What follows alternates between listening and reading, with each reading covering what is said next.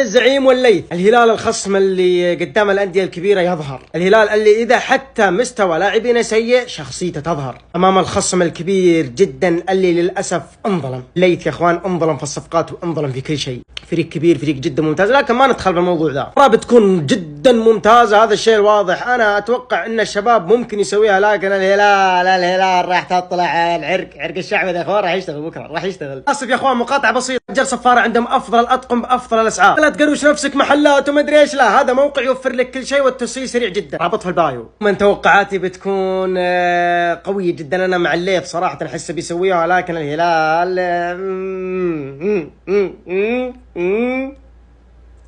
ها سوونها. أنا أتمناها بكل أمانة، نهائي يكون بين الهلال والنصر، أتمنى يفوز. ما أدري، أنا أبغى رونالدو يرفع البطولة، ما أدري على أي شيء ثاني. إن شاء الله نشوف نهائي سعودي فقط. توفيق للكل، دام بطولة عربية أنا